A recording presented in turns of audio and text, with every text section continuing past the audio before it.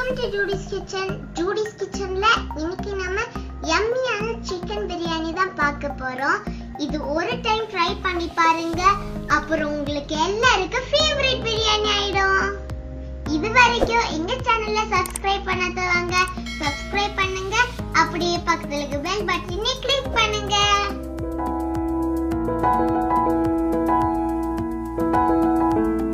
இந்த பிரியாணி பண்றதுக்கு 4 cup basmati rice எடுத்துடலாம்.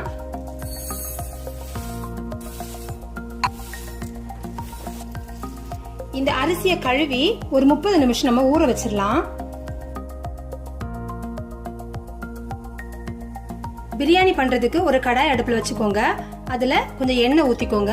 இந்த பிரியாணி பண்றதுக்கு கொஞ்சம் தாராளமா எண்ணெய் நமக்கு தேவைப்படும். ஒரு 6 டேபிள் ஸ்பூன் எண்ணெய் சேர்த்திருக்கிறேன்னா.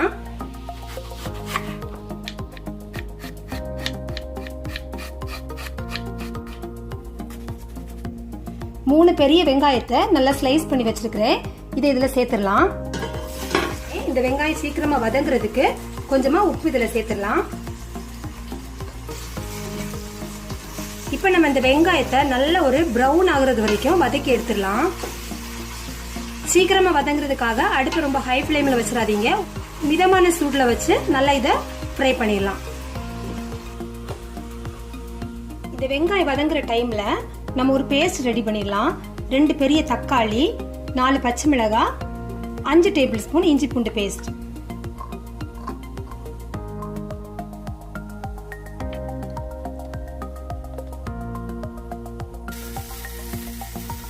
வெங்காயத்தோட கலர் இது மாதிரி சேஞ்ச் ஆகி வந்த உடனே நம்ம இப்ப கொஞ்சம் மசாலா சேர்த்துடலாம்.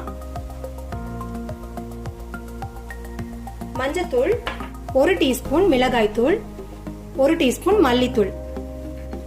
இதையும் இந்த எண்ணெயில வந்து நல்லா வதக்கிடலாம். ரொம்ப நேரம் வதக்க கூடாது. லைட்டா அந்த வாசனை வந்த உடனே நம்ம அரைச்சு வச்சிருக்கோம்ல பேஸ்ட், அதை வந்து நம்ம ஆட் பண்ணிடலாம். இப்ப அரைச்சு வச்சிருக்கிற பேஸ்ட் ஆட் பண்ணிடலாம். அடுப்பை சிம்ல வச்சுக்கோங்க.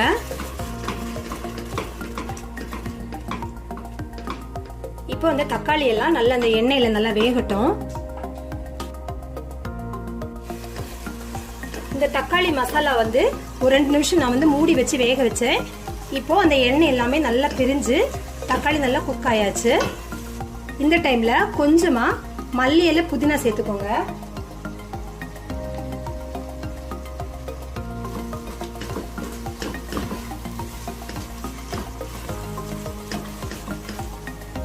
அடுத்ததா 2 டீஸ்பூன் பிரியாணி மசாலா. இது நம்ம ஆல்ரெடி லிங்க் வந்து போஸ்ட் பண்ணியிருக்கோம், நீங்க அதை பார்த்துக்கோங்க. வீட்டிலே பிடிச்ச மசாலா தான், ரொம்ப நல்லா இருக்கும். 2 டீஸ்பூன் வந்து அதை ஆட் பண்ணி நல்லா மிக்ஸ் பண்ணிருக்கிறேன். இந்த பிரியாணி மசாலா போட்டதுக்கு அப்புறம் ரொம்ப வந்து இதை வந்து வேக வைக்க கூடாது, அந்த வாசனை எல்லாமே போயிடும். 1 கிலோ சிக்கன் எடுத்து நல்லா கழுவி எடுத்து வச்சிருக்கிறேன். இதை இப்ப நம்ம சேர்த்துடலாம்.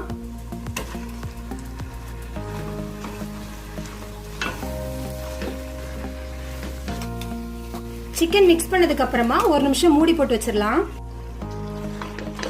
இப்ப அந்த சிக்கன்ல இருந்து தண்ணி விட ஆரம்பிச்சதுக்கு அப்புறமா அடுத்தது நம்ம என்ன சேர்க்க போறோம்னா 4 டேபிள் ஸ்பூன் தயிர் எடுத்துருக்கிறேன். நம்ம வெங்காயம் வதக்குறதுக்கு உப்பு சேர்த்தோம், சிக்கனுக்கு வந்து இன்னும் சேர்க்கல. இப்ப இந்த மசாலாக்கு தேவையான அளவு உப்பு ஆட் பண்ணிடலாம்.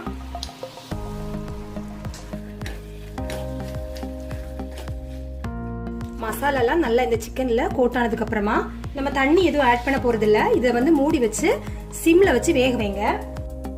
இடையில வந்து 2-3 வாட்டி வந்து ஓபன் பண்ணி பாருங்க, அடி பிடிச்சிடாம வந்து கிளறி கொடுத்துக்கோங்க. சிக்கன் வேகிற டைம்ல நம்மளோட அரிசி வந்து ஊறி ரெடியா இருக்கு. இப்ப அரிசியை வேக வச்சிடலாம். ஒரு பாத்திரத்துல தண்ணி ஊத்திக்கோங்க. இந்த தண்ணிக்கு வந்து மெஷர்மெண்ட் எதுவும் தேவையில்லை, நம்ம வடிகட்டி தான் எடுக்க போறோம், அதனால தண்ணி தாராளமா ஊத்திக்கோங்க. இப்ப இந்த தண்ணியில வந்து நம்ம ஆட் பண்றதுக்காக கொஞ்சம் முழு கரம் மசாலா எடுத்துருக்கிறோம்.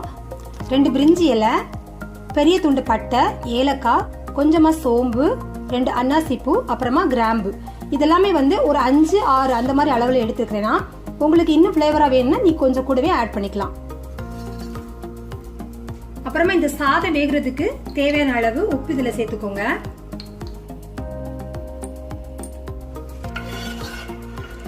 உப்பு சேர்த்ததுக்கு அப்புறமா மிக்ஸ் பண்ணி விட்டுட்டு தண்ணியில வந்து உப்போட அளவு வந்து செக் பண்ணிக்கோங்க. கொஞ்சமா உப்பு தூக்கலா இருக்கணும், அப்பதான் நம்ம வந்து சாதம் வேகிறப்போ சாதத்துல கரெக்டா இருக்கும் உப்போட அளவு.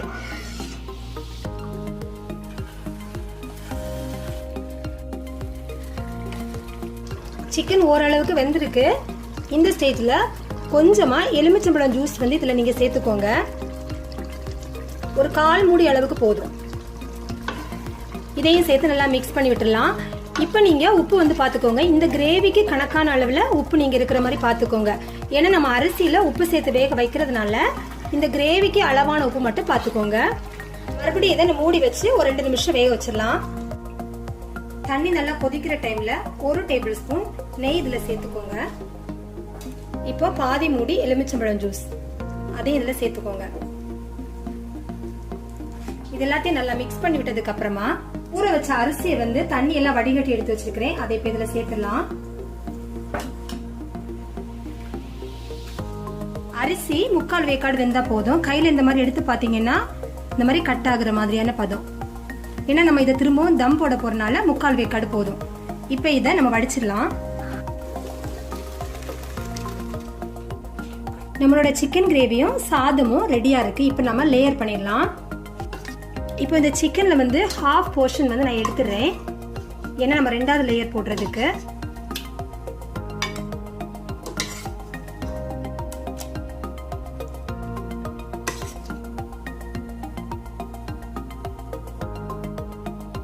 இந்த சிக்கன் மேல ரைஸ் வந்து லேயர் பண்ணிடலாம். ரைஸ்ல பாதி ரைஸ் வந்து போட்டுருங்க இதுல. ஏன்னா நம்ம இது 2 லேயரா தான் பண்ண போறோம். ரைஸ் போட்டதுக்கு அப்புறமா கொஞ்சமா ஃபுட் கலர் வந்து நான் சேர்க்கிறேன். இது ஆப்ஷனல் தான். கொஞ்சம் கேசரி பவுடர் இருந்தா கூட கொஞ்சமா இந்த மாதிரி கரைச்சி ஊத்தீங்கன்னா பார்க்கிறதுக்கு கொஞ்சம் நல்லா இருக்கும். புதினா மல்லி இலை ரெண்டையுமே வந்து கொஞ்சமா மேல தூவிக்கோங்க. நம்ம எடுத்து வச்சோம் இல்லையா அந்த சிக்கன் வந்து இப்ப 2வது இதுல போட்டுடலாம். இப்ப நம்ம கிட்ட இருக்கிற மித்த சாதம் எல்லாத்தையுமே இது மேல போட்டுடலாம்.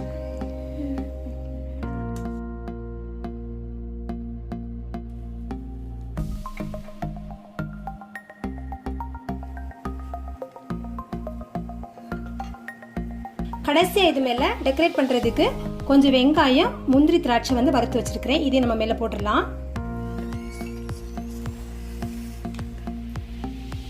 இப்ப எல்லாத்தையுமே டெக்கரேட் பண்ணி முடிச்சதுக்கு அப்புறமா மேலாப்ல 1 டேபிள் ஸ்பூன் நெய் ஊத்திக்கோங்க.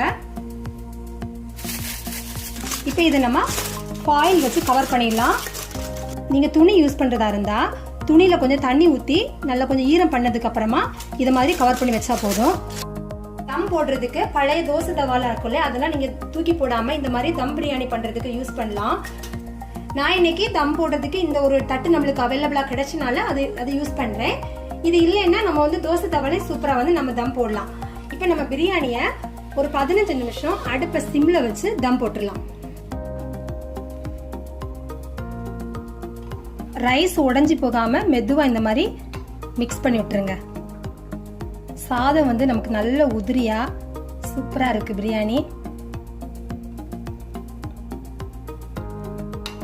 இத நல்ல ஒரு வெஜிடபிள் ரைத்தா கூட வந்து நீங்க சர்வ் பண்ணீங்கன்னா ரொம்ப டேஸ்டா இருக்கும் இந்த பிரியாணி. இந்த பிரியாணி ரெசிபி ட்ரை பண்ணி பாருங்க. இந்த வீடியோ பிடிச்சிருந்தா லைக் பண்ணுங்க, ஷேர் பண்ணுங்க. தேங்க்யூ.